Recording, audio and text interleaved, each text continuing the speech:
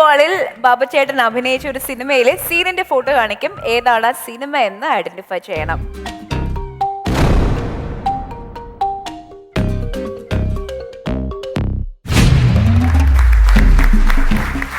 Very good, very good. വീണ്ടും team Ramji Rao. പറയൂ Gauri. Punyalan agarbattis. Punyalan agarbattis check ചെയ്ത് നോക്കാം. കറക്റ്റാണ്. It's പുണ്യാളൻ അഗർബത്തീസ്. അപ്പോ team Ramji Rao very good. നിങ്ങളാണ് സ്കോർ ചെയ്തിരിക്കുന്നത് 2 points. കുഴപ്പമില്ല, നെക്സ്റ്റ് ടൈം കേട്ടോ, നെക്സ്റ്റ് ടൈം നോക്കാം. ഗൗരി, അപ്പൊ നിങ്ങളുടെ ടീമിൽ ആരാണ് പെർഫോം ചെയ്യാൻ എത്തുന്നത്? നമ്മുടെ ഗ്രൂപ്പിൽ നിന്ന് ക്യാരക്ടർ റൗണ്ടിൽ സ്നേഹേഷാണ്. സീസൺ 3യുടെ സ്വന്തം ചാലക്കുടിക്കാരൻ സ്നേഹേഷിന്റെ ഒരു അടിപൊളി ക്യാരക്ടർ എൻട്രി പെർഫോമൻസ് ആണ്. ക്ലിക്ക് ആൻഡ് കിച്ചുമായിട്ടാണ് സ്നേഹേഷ് എത്തുന്നത്. നമുക്ക് കാണാം.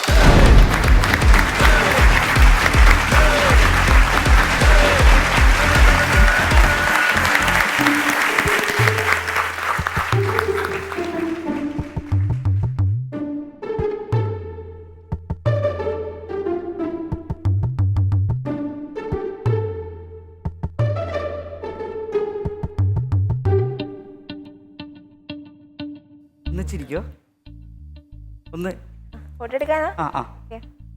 ശരിക്കും ശരിക്കും അങ്ങനെയല്ല, ഇങ്ങനെ ശരിക്കും ശരിക്കും. ആ ഓക്കെ, അടിപൊളി.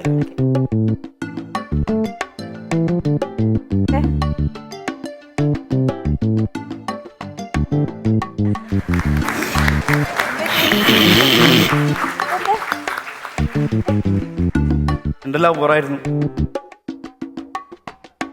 ഞങ്ങൾ തമ്മിൽ ഇഷ്ടത്തിലായിരുന്നു. ആ ജീൻസ് ഇട്ട് ഞങ്ങൾ എന്തോരം ഫോട്ടോ ഞാൻ എടുത്ത് കൊടുത്താണ് അറിയാം ഇൻസ്റ്റയില്. നോക്കി ഭയങ്കര ഇഷ്ടത്തിലായിരുന്നു. ആ ഫോട്ടോ ഇട്ട് വേറൊരുത്ത ആ ഫോട്ടോക്ക് ലൈക്ക് ചെയ്തു. അപ്പൊ അവനായിട്ട് ഇഷ്ടം എന്നാ ചോദിച്ചു. ആ കുട്ടിയെ കണ്ട അങ്ങനെ തോന്നില്ല. ആ കുട്ടിയെ കണ്ട അങ്ങനെ ചെയ്തതായിട്ടൊന്നും തോന്നുന്നില്ല. ഓ അതങ്ങനെയാണല്ലോ. എന്താണെന്നോ, ഹോണസ്റ്റ് ഹണി എന്നാണ് ഇൻസ്റ്റയിൽ ID. എന്നിട്ട് ഈ ചെയ്തത് എന്താ നോക്കി നിങ്ങള്. ഇങ്ങനെ എൻ്റെ അടുത്ത് ചെയ്യാം. ഞാനേ ഇവിടെ കുറച്ച് മേക്കിംഗ് വീഡിയോ വേണമെന്ന് പറഞ്ഞിട്ട് വന്നതാ. സ്റ്റില്ലെടുക്കണം, വീഡിയോ എടുക്കണം, അങ്ങനെ എല്ലാ പരിപാടിയായിട്ട് വന്നതാ. മറക്കില്ല ഞാൻ. ഞാനിപ്പോ സ്റ്റില്ലെടുക്കും, വീഡിയോ എടുക്കും, ബാത്റൂമിൽ ക്യാമറ വയ്ക്കും, എല്ലായിടത്തും ഫുള്ള് പരിപാടി എൻ്റെ കയ്യിലുണ്ട്. ആയിട്ട് പോകണം. അതായത് ഇപ്പൊ ചേട്ടാ ഞങ്ങൾക്ക് വർക്ക് കുറവാണ്. അപ്പൊ ഞാനിപ്പോ സ്പെഷ്യലൈസ് ചെയ്തിരിക്കുന്നത് ഈ മരണ വീഡിയോസിലാണ്. ഇതാരും കടക്കാത്ത മേഖലയിലൂടെയാണ് ഞാൻ ക്യാമറയും കൊണ്ട് സഞ്ചരിക്കുന്നത്. ഇപ്പൊ ഉദാഹരണത്തിന് നിങ്ങൾ കണ്ടിട്ടുണ്ടാവും, ഒരു ഡെത്ത് വീഡിയോ യൂട്യൂബിൽ ഭയങ്കര വൈറലായിരുന്നു. ഞാൻ എടുത്തതാ. കാരണം പോളണ്ടുകാരൻ പോളച്ചൻ്റെ അപ്പൻ, പുള്ളിക്കാരൻ ഒരേ നിർബന്ധം, ആ ഒരു വീഡിയോ കലക്കണം, അപ്പൻ്റെ മരണം ഗ്രാൻഡായിരിക്കണം എന്ന്. ഞാൻ എന്ത് ചെയ്തു, ആലോചിച്ചിട്ടൊരു ഐഡിയ കിട്ടില്ല. നോക്കിയപ്പോൾ അപ്പം മരിച്ചെടുക്കണു. നേരെ എന്ത് വെറൈറ്റി ചെയ്യാന്ന് ആലോചിച്ചപ്പോൾ ഈ കല്യാണം കഴിയുമ്പോൾ ലവ് സീൻ എടുക്കുന്ന പരിപാടി ഉണ്ടല്ലോ. ഞാൻ എന്ത് ചെയ്തു, അമ്മാമനും കൊണ്ട് നേരെ ഒരു കുന്നിൻ്റെ മുകളിൽ പോയി. എന്നിട്ട് അപ്പാപ്പം മരിച്ചെടുക്കണ വിഷമത്തിൽ 4 ഷോട്ട് അങ്ങോട്ട് കാറ്റി. ഇങ്ങനെ എടുക്കും. അവസാനം ഒരു പാട്ടിട്ട് അങ്ങോട്ട് പ്ലേ ചെയ്ത് നോക്കിയപ്പോൾ സംഭവം ട്രെൻഡ് ഹിറ്റ് സാധനമായിട്ട്. അത് പറയല്ല. അത് കഴിഞ്ഞപ്പോൾ തന്നെ 5 മരണ വീഡിയോ എനിക്ക് സ്പോട്ടിൽ വന്നേ. എൻ്റെ അപ്പം നാളെ മരിക്കും, എൻ്റെ അമ്മ അപ്പോഴാണെങ്കിൽ ഒരു വീഡിയോ എടുത്തു തരാൻ പറ്റുമെന്ന് വെച്ച്. അത് പറഞ്ഞപ്പോഴാണ് 25-ാം തീയതി ഒരു ഫോട്ടോഷൂട്ട് അല്ലെങ്കിൽ ഒരു പരിപാടിക്ക് 25-ന് എനിക്ക് ഡേറ്റ് ഇല്ല, വേറൊരു ഷോ ഉണ്ട്. വേറെ ഏതെങ്കിലും ഡേറ്റ് നമുക്ക് നോക്കാം. അന്ന് 26-ാം തീയതി ഒരു മരണത്തിന് ആങ്കർ ചെയ്യാണ്ടായിരുന്നു. ഞങ്ങൾ ഫുൾ ഇവന്റ് മാനേജ്മെന്റ് ഇപ്പൊ അങ്ങനെയുള്ള പുതിയ ട്രെൻഡിങ്ങും പരിപാടികളിലൂടെയാണ് പോയിക്കൊണ്ടിരിക്കുന്നത്. അത് പറഞ്ഞപ്പോഴാ ഈ കുട്ടിയുടെ റീൽസ് ഒക്കെ എടുക്കണത് ആരാ? എനിക്ക് ഒഫീഷ്യൽ ഫോട്ടോഗ്രാഫർ ഉണ്ട്, പേഴ്സണൽ ഫോട്ടോഗ്രാഫർ. പോരാ വളരെ മോശം, വളരെ മോശം. ചേട്ടാ ഈ കല്യാണ വീഡിയോ ഒക്കെ എടുക്കാം. കല്യാണം ചെയ്യല് കുറവാണ്. കാരണം എന്താന്ന് വെച്ചില്ലേ, ഈ താലികെട്ട് എടുക്കുമ്പോൾ എൻ്റെ കൈ അങ്ങോട്ട് പറയ്ക്കും, ഭയങ്കര വേറെ. എങ്ങനെ പിന്നെ ആദ്യത്തെ പന്തിയിൽ നൂണ് കഴിക്കുമ്പോൾ അത് അങ്ങോട്ട് മാറും. ഷുഗറിന്റെ കംപ്ലൈന്റ് ആണെന്ന് ഡോക്ടർ പറഞ്ഞത്. പക്ഷെ ഈ ഫോട്ടോഗ്രാഫർ ആദ്യം ചെന്നിരുന്ന് ഭക്ഷണം കഴിക്കുന്നത് ശരിയല്ലോ. അപ്പൊ ഇപ്പൊ വർക്കുകൾ മൊത്തത്തിൽ കുറവാണ്, നല്ല ഇടിയുടെ കുറവുണ്ട്. റേറ്റ് മോനെ എന്താ വേണ്ട, സ്റ്റില്ല് വേണോ? സ്റ്റില്ലാണെങ്കിൽ ഒരു 10-15 രൂപ ഒക്കെ നമുക്ക്. വീഡിയോ ഒരു 10-25 രൂപയിലൊക്കെ വീഡിയോ നമുക്ക് സേവ് ദ ഡേറ്റ് എടുക്കാൻ പറ്റുമോ അതിന്റെ കൂടെ? സേവ് ദ ഡേറ്റ് ഉണ്ടാവും. സേവ് ദ ഡേറ്റ് എടുക്കും മോനെ. ഓക്കെ ശരിയാ മോനെ. ഇതിപ്പോ എന്താ വേണ്ടേ? അല്ല ഇത് പെണ്ണിന്റെ വീട്ടിൽ എടുക്കും. പെണ്ണിന്റെ വീട്ടിൽ അതുകൂടി ചേർത്ത് എടുക്കാൻ പറ്റുമോ? രണ്ടും കൂടി എടുക്കാം. എത്ര റേറ്റ് ആവും? ഒരു 40-45 പിടിക്കാം. എന്തെങ്കിലും കുറയുമോ? എന്തെങ്കിലും കുറയുമോ? ആ ഒരു വീഡിയോയുടെ പകുതി കുറച്ച് എഡിറ്റ് ചെയ്ത് തരാം. മതിയോ നിങ്ങൾക്ക്? ഇങ്ങനെ ഓരോരുത്തരന്മാരെ ഇറങ്ങിക്ക വെറുതെ ഇരുന്നിട്ട് വിളിച്ച് അതിനെത്ര ചേട്ടാ, ഇതിനെത്ര ചേട്ടാ, ഇതിനെത്ര ചേട്ടാ, അതിനെത്ര ചേട്ടാ എന്നിങ്ങനെ ചോദിച്ചുകൊണ്ടിരിക്കും. നിനക്കൊന്നും ഒരിക്കലും പെണ്ണ് കിട്ടില്ല. നോക്കി ഈ വീഡിയോയുടെ സംഭവം പറഞ്ഞപ്പോഴേ നിങ്ങള് റീൽസ് എടുക്കാണ്ടോ? ഞാൻ നിങ്ങളുടെ റീൽസ് കണ്ടിട്ടുണ്ട്. കണ്ടിട്ടുണ്ട്. പക്ഷെ നിങ്ങളുടെ ആ ക്യാമറ സുഖമല്ല. അത് നമുക്ക് കുഴപ്പമില്ല, ഞാൻ വേറെ എടുത്തു തരാം. ഇതിപ്പോ ഒരു ക്യാമറ സ്റ്റാൻഡ് കിട്ടോ? ഒരു സ്റ്റാൻഡ് ഇവിടെ ഇല്ല. അല്ല നല്ലൊരു ക്ലോസ് റേഞ്ചിൽ ഒരു ഫോട്ടോ എടുക്കാൻ വേണ്ടിയിട്ടാണ്. എന്തെങ്കിലും കിട്ടോ? അല്ല ചേട്ടൻ്റെ സേവ് ദ ഡേറ്റ് അല്ല, പെരതാമസം ഞാനല്ല എടുത്തേ. അതെ അതെ. എന്റെ പൊന്നു ചേട്ടാ, ഈ മനുഷ്യന് തീരെ വിവരില്ല. അന്ന് സേവ് ദ ഡേറ്റ് അല്ല പെരതാമസം എടുത്തപ്പോ പുള്ളി മുണ്ടെടുത്തിട്ടാ വന്നേ. അങ്ങനെ അതൊക്കെ കഴിഞ്ഞ് വീഡിയോ എഡിറ്റ് ചെയ്യാൻ നേരത്ത് പുള്ളി എന്നെ വിളിച്ചിട്ട് നോക്കിയാ, ചേട്ടാ ഈ മുണ്ടൊന്ന് പാൻറ്റാക്കി തരാൻ പറ്റുമോ? വീഡിയോയില് ഞാൻ വെറുതെ മീശം വെച്ച് ഇറങ്ങിന്നുള്ളൂ, അല്ലാണ്ട് ഇതിനെ കൊണ്ട് പ്രത്യേകിച്ച് ഗുണമൊന്നുമില്ല.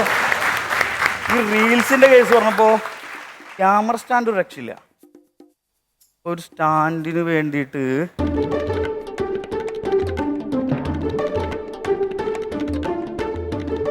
കുഴപ്പമില്ലല്ലോ, കേക്കില്ലല്ലോ, ഓക്കെ അല്ലേ? നല്ല സ്റ്റാൻഡുള്ളോ? ശരിക്കും ചിരിച്ച് ഓക്കെ ഓക്കെ മതി. പിന്നെ ഇവിടെ അപ്പൊ എനിക്ക് തോന്നണത് ഇപ്പൊ ഡയാനയ്ക്ക് ഓൾറെഡി ഫോട്ടോഗ്രാഫർ ഉണ്ട്. ഇവിടെ മേക്കിംഗ് വീഡിയോ എടുക്കാനായിട്ട് നോക്കിയിട്ട് വലിയ സ്കോപ്പ് ഒന്നും കാണില്ല. ഒരു കാര്യം ചെയ്യാം, കുട്ടിയുടെ റീൽസ് എടുത്ത് ഒന്ന് വൈറലാക്കാം. ഓക്കെ, ഏതെങ്കിലും ഒരു സോങ് ഇടോ? ആരെങ്കിലും ഒന്ന് ഒരു സോങ് ഒന്ന് പ്ലേ ചെയ്തേ. എനിക്ക് പറ്റുവാ റീൽസ് ഇട്ടെ. രണ്ടാളും വാ വാ വാ വാ വാ ഗൗരി ഗൗരി വാ. കാരേ ഞാനേ ഈ പെങ്കൊച്ചെന്നെ തേച്ചേ പിന്നെ ഞാനൊക്കെ വിഷമത്തിലാ. ഞാനപ്പോ കുറെ പേരായിട്ട് കൊളാപ്സ് വീഡിയോ എടുത്തു. ഒരു പെങ്കൊച്ചായിട്ട് ഞാൻ കൊളാപ്സ് വീഡിയോ എടുക്കുക, അടുക്കുക, വീണ്ടും കൊളാപ്സ് വീഡിയോ എടുക്കുക, അടുക്കുക, വീണ്ടും എടുക്കുക, അടുക്കുക. അങ്ങനെ 4, 5, 6, 7, 10 വീഡിയോ ആയപ്പോ അവൾക്കൊരു 4 മാസം. ഇപ്പോ ഞങ്ങൾ സുഖമായിട്ട് ജീവിക്കണം. പക്ഷെ അതുകൊണ്ട് ഇപ്പൊ ഞാൻ കൂടുതൽ കൊളാപ്സ് വീഡിയോക്ക് പോവാറില്ല. അപ്പൊ ഒരു സോങ് ഒന്നും ഇടും ആരെങ്കിലും ഒന്ന്? ഞാൻ പറയാം സ്റ്റെപ്പ് കാണിച്ചിടാം. കളിക്കൂ കളിക്കൂ കളിക്കൂ. വാ വാ.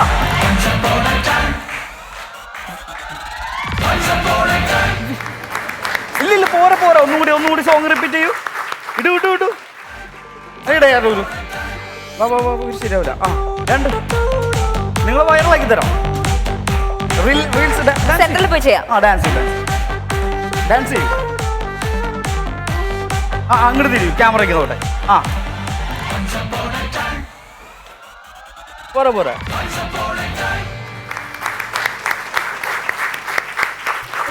സംഭവം റീൽസ് ഇട്ടുണ്ട്. ഇവിടെ ആയതുകൊണ്ട് ബ്യൂട്ടിക്ക് ഒരിത്തിരി കുഴപ്പമുണ്ട്. ഔട്ട്ഡോർ ആണെങ്കിൽ സംഭവം പൊളിക്കും. കണ്ടോ? ഔട്ട്ഡോർ ആണെങ്കിൽ സംഭവം പൊളിക്കും. അപ്പൊ നമുക്ക് വേറെ എവിടെയെങ്കിലും പോയിരുന്നെടുക്കാം. വേറെ ആരും വേണ്ട, നമ്മൾ രണ്ടാളും മാത്രം. റീൽ എടുക്കാനല്ലേ? അല്ല റീലും എടുക്കാം. അല്ല പുറത്തു പോയി എടുക്കാം, അതായിരിക്കും നല്ലത്. ഒന്നും നോക്കാണ്ട് ഇങ്ങോട്ട് വാ. അങ്ങോട്ട് കൊള്ളാട്ടോ, അടിപൊളിയായിരുന്നു. പാവാ കൊച്ച്, അതൊന്നും അറിഞ്ഞിട്ടില്ല. അത് കുഴപ്പമില്ല. ആരും കുഴപ്പമില്ല? കുഴപ്പമില്ലല്ലോ. ഓക്കെ, കുഴപ്പമില്ല. ഓക്കെ രമേശേട്ടാ. സ്നേഹേ അത്യാവശ്യം രസമുള്ള ഒരു പരിപാടിയായിരുന്നു സ്നേഹ കാണിച്ചത്. ഒരു ഇപ്പോഴത്തെ കാലത്തൊക്കെ നമുക്കിങ്ങനെ സ്ട്രീറ്റ് ഫോട്ടോഗ്രാഫി അതും ഇതൊക്കെ ആയിട്ട് കാണാവുന്ന ഒരു ക്യാരക്ടറും കാര്യങ്ങളൊക്കെയാണ്. പക്ഷേ എനിക്ക് എല്ലാ ഡയലോഗുകളും ഓർത്ത് പറയുന്ന പോലെ തോന്നി. അതുകൊണ്ട് തന്നെ നമുക്കൊരിച്ചിരി എനർജി ഒരു ഊരില്ലാത്ത പോലെ ചില സമയങ്ങളിൽ തോന്നി. അതാ വന്ന് തുടങ്ങിയിടത്ത് പിടിച്ചിട്ട് പിന്നെ അതിനെ ഏതെങ്കിലും ഒരു സ്പോട്ടിലൊന്ന് കയറ്റിയെടുത്ത ശേഷം ആ ലെവലിൽ കളിക്കാം എന്നുള്ളത് പറ്റില്ല. വന്നാൽ ഓർത്ത് പറയുന്നിടത്തും എല്ലാം തോന്നി. പിന്നെ ഈ അത് പറഞ്ഞപ്പോഴാ എന്നും പറഞ്ഞ് നമ്മൾ ഓർക്കുമല്ലോ. ഈ അത് പറഞ്ഞപ്പോഴാ എന്ന് പറഞ്ഞ് നമ്മൾ ലിങ്ക് വെക്കുമ്പോൾ അത് പറഞ്ഞതുമായിട്ട് എന്തെങ്കിലും ബന്ധമുള്ളൊരു സാധനം വേണം.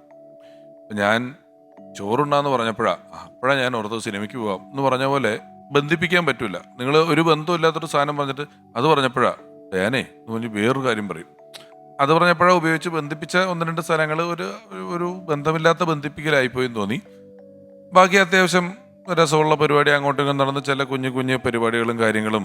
എന്നാലും wedding photography, street photography, save the date, camera, പഴയ ഫിലിം കാര്യങ്ങൾ, ഇപ്പോഴത്തെ മെമ്മറി കാർഡ് കാര്യങ്ങൾ, സെറ്റിങ്സ്, എക്സ്പോഷർ എന്ന് പറഞ്ഞാൽ ഇതിൻ്റെ ഒരു ഏരിയയിൽ ഒരുപാട് വിറ്റുകൾ കിട്ടാവുന്ന ഒരു പ്രദേശത്തെ ഒരു തുഞ്ചത്ത് പിടിച്ചിട്ട് വിട്ട പോലെ കൂടെ എനിക്ക് തോന്നി. ബാക്കി ഗംഭീരമായി കേട്ടോ. ബാബു ചേട്ടൻ സ്നേഹിച്ച് നല്ല രീതിയിൽ തുടക്കം മുതൽ ഇങ്ങനെ സപ്പോർട്ട് ചെയ്യുന്നുണ്ടായിരുന്നു. എങ്ങനെയിരുന്നു? അല്ല, അതിൽ 2-3 കാര്യങ്ങൾ എനിക്ക് പെട്ടെന്ന് റീച്ച് ചെയ്യാൻ പറ്റി. ഒന്ന് ഈ വയറിന്റെ കാണിച്ചത് പലപ്പോഴും എൻ്റെ അടുത്ത് പലരും പറയണ്ട് ഫോൺ വെക്കാനുള്ള ഏരിയ ഈ വയറ് അത് കറക്റ്റ് കണക്ട് ചെയ്തപ്പോൾ എനിക്ക് ഭയങ്കര ഇഷ്ടമായിരുന്നു അത്. പിന്നെ ഇതിൽ വേറെ ഒന്ന് എനിക്ക് തോന്നി ഒന്നും കൂടി ക്രിസ്പായിരുന്നെങ്കിൽ കുറച്ചും കൂടി പഞ്ച് കിട്ടിയായിരുന്നു. എന്താണെന്ന് വെച്ചാൽ രമേശ് പറഞ്ഞ പോലെ കുറേ ആലോചിച്ചെടുക്കാൻ സമയം എടുക്കുന്നു. അതിന് പകരം അത് പടപടാന്ന് പറഞ്ഞ് പോയിരുന്നെങ്കിൽ കോമഡിയിൽ എപ്പോഴും ഇതാണ് സ്പീഡ്. ഇതൊന്ന് താന്നു പോയാൽ കോമഡി പോകും. അപ്പം അതുകൊണ്ട് ആ ഒരു സ്പീഡ് കുറച്ച് കയറ്റി ചെയ്യേണ്ടായിരുന്നു. ഒരു 2 മീറ്റർ കയറ്റി ചെയ്തിരുന്നെങ്കിൽ ഗംഭീരമായേനെ. പിന്നെ അടുത്തത് എനിക്ക് ഇഷ്ടപ്പെട്ട് ആ ഫോട്ടോ കിട്ടി കല്യാണത്തിൻ്റെ കാര്യം പറഞ്ഞില്ലേ, എൻ്റെ നാട്ടിൽ നടന്നൊരു സംഭവമാണ്. ഞാൻ ഒരു കല്യാണത്തിന് പോകുന്നു, അവിടെ എൻ്റെ നാട്ടിൽ തന്നെയാണ്, ഇരിങ്ങാലക്കുട തന്നെയാണ്. കല്യാണത്തിന് പോകുന്നു.